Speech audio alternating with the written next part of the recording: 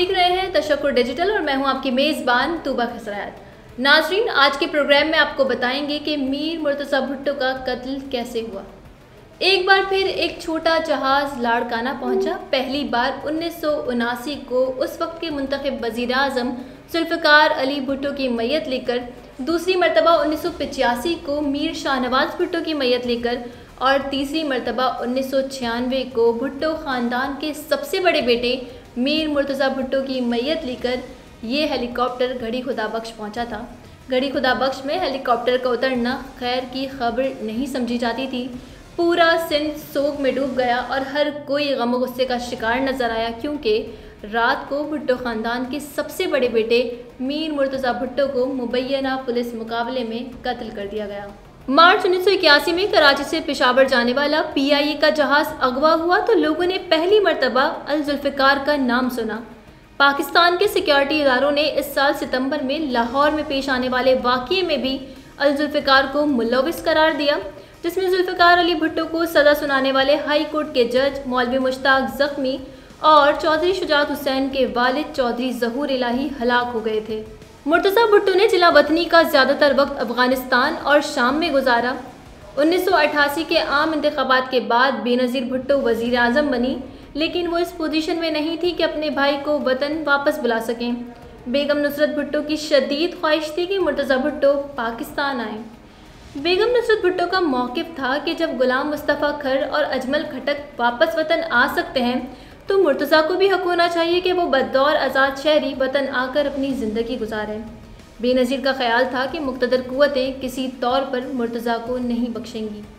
1993 के आम इंतखाबात में लाड़काना शहर से मुर्तज़ा भुट्टो सिंध असम्बली की नशिस्त से आज़ाद उम्मीदवार के तौर पर खड़े हुए और नशिस्त जीती। बेगम भुट्टो ने उनकी इंतखाबी मुहिम चलाई। मुर्तज़ा भुट्टो ने वतन वापसी आने का ऐलान किया, लेकिन बेनज़ीर भुट्टो उनकी वतन वापसी आने के हक में नहीं थी और 3 नवंबर 1993 को कराची एयरपोर्ट पहुंचते ही मुर्तज़ा भुट्टो को पुलिस ने अपनी तहवील में ले लिया और लांडी जेल मुंतकिल कर दिया। मुर्तज़ा ने मुकदमात का सामना किया। लांडी जेल में मुलाकात के दौरान बेगम भुट्टो ने मुतादिद बार बेटे से कहा कि बेनज़ीर उनसे मिलना चाहती हैं, लेकिन मुर्तज़ा इनकार करते रहे। बिलाखिर सिंध हाई कोर्ट ने उनकी ज़मानत मंजूर कर ली और वो जेल से रिहा हुए। रिहाई के बाद उन्होंने सिंध और बलूचिस्तान के सियासतदानों, दानिश्वरों, वकला और मुख्तलिफ शोबाए ज़िंदगी से ताल्लुक़ रखने वाले लोगों से मुलाकातें की और पीपल्स पार्टी शहीद भुट्टो के ग्रुप के नाम से पार्टी बना ली। वो अपनी ही बहन की हुकूमत के ख़िलाफ़ आवाज़ उठा रहे थे। वो ख़ास तौर पर अपने बहनोई आसिफ अली जरदारी की पीपल्स पार्टी में रूल के ख़िलाफ़ थे। नाज़रीन, अब आपको यहाँ ये बताएं कि जुल्फ़िकार अली भुट्टो ने बेनज़ीर भुट्टो की तरबियत सियासी जानशीन के तौर पे की थी। वो हर मुलाकात में, हर मीटिंग में बेनज़ीर भुट्टो को अपने हमरा लेकर जाते थे और कहीं पर भी उनके दोनों बेटों में से कोई भी उनके साथ इतना ज़्यादा नज़र नहीं आता था जितना बीवी नज़र आती थी।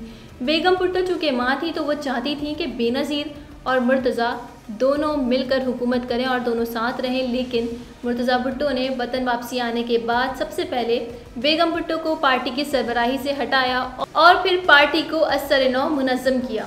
मुर्तज़ा भुट्टो अपनी पार्टी बनाने लगे तो ख्याल था कि उनकी पार्टी पीपल्स पार्टी का मुतबादल बन सकती है। बेगम भुट्टो ने किसी तरह उन्हें अपनी बहन से मुलाकात के लिए राज़ी तो कर लिया, लेकिन मुर्तज़ा की शर्त थी कि ये मुलाकात एक सियासतदान की दूसरे सियासतदान से मुलाकात की तरह होगी, यानी एजेंडा और तहरीरी दावतनामा होगा। बेनज़ीर भुट्टो ने भी फिर अपने हाथ से खत लिखा और वो मुर्तज़ा भुट्टो से मुल्क की सूरत हाल पर तबादला ख्याल करना चाहती थी। 7 साल बाद बहन भाई की मुलाकात 7 जुलाई 1996 को वज़ीर आज़म हाउस इस्लामाबाद में हुई। बेनज़ीर वालेहाना अंदाज में भाई से गले मिली। 6 घंटे की इस मुलाकात में बेगम नुसरत भुट्टो भी मौजूद थी। कुछ देर के लिए आसिफ अली जरदारी भी शरीक हुए। कहा जाता है कि इस मुलाकात से बिछड़े हुए बहन भाई सियासी तौर पर करीब आ रहे थे। नाज़रीन, इस मुलाकात के बाद 20 सितंबर 1996 को मुर्तज़ा भुट्टो को उनकी रिहाइश का 70 क्लिफ्टन के करीब उनके 6 साथियों समेत मुबैना तौर पर पुलिस मुकाबले में कत्ल कर दिया गया। पुलिस का कहना था कि वो सिर्फ मुर्तज़ा के गार्ड्स को गैर मुसल्लह करना चाहती थी। मुर्तज़ा भुट्टो की गाड़ी को जाने की इजाज़त दे दी थी। लैंड क्रूज़र गाड़ी में सवार उनके गनमैन ने अंधाधुंध फायरिंग शुरू कर दी, जिसमें ASP सदर, SHO क्लिफ्टन और टैक्सी में सवार एक शख्स जख्मी हो गए थे। मुर्तज़ा की गाड़ी में सवार दूसरे गार्ड्स ने भी पुलिस पर फायरिंग शुरू कर दी। पुलिस ने अपने दिफा में फायरिंग की। 20-25 मिनट के मुकाबले के बाद सूरत हाल पर काबू पा लिया गया।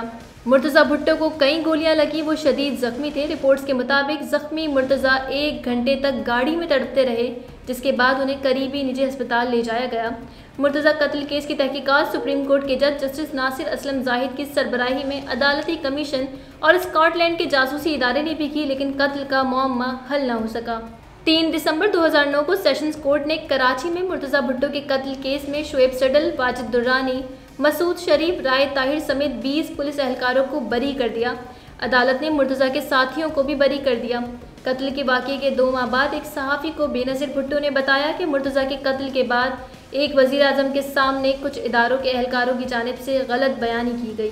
मुर्तज़ा भुट्टो के कत्ल पर 3 रोज़ तक सिंध सोग में रहा। 26 दिसंबर तक सिंध के मुख्तलिफ शहरों में मुकम्मल हड़ताल रही। मुर्तज़ा भुट्टो का कत्ल बेनज़ीर भुट्टो की हुकूमत के लिए खतरे की घंटी बन गया। बेनज़ीर के मुखालिफिन ने यह कहना शुरू कर दिया कि वज़ीर आज़म अपने भाई को न बचा सकी, वो अवाम या किसी दूसरे शहरी का क्या तहफ़्फ़ुज़ कर पाएंगी। कत्ल के तकरीबन 1 माह बाद सदर फारूक लगारी ने बेनज़ीर भुट्टो की हुकूमत को बरतरफ कर दिया। मुर्तज़ा के कत्ल की वजह से आने वाले इंतखाबात में पीपल्स पार्टी को सिंध में शदीद मुश्किलात का सामना करना पड़ा। बेनज़ीर भुट्टो ने कहा कि भुट्टो को मारो, भुट्टो को ही बरतरफ करो और पीपल्स पार्टी को ख़त्म करो। नाज़रीन, मुर्तज़ा भुट्टो का कत्ल बेनज़ीर भुट्टो की हुकूमत के लिए काफ़ी ज़्यादा चैलेंजिंग रहा, क्योंकि उससे पीपल्स पार्टी की साख सिंध में बुरी तरह मुतासिर हुई, जिसे दोबारा बनाने में काफ़ी अरसा लग गया। तो ये था हमारा आज का प्रोग्राम। उम्मीद करते हैं आपको पसंद आया होगा। इसी के साथ अपनी मेज़बान को दीजिए इजाज़त। अल्लाह हाफ़िज़।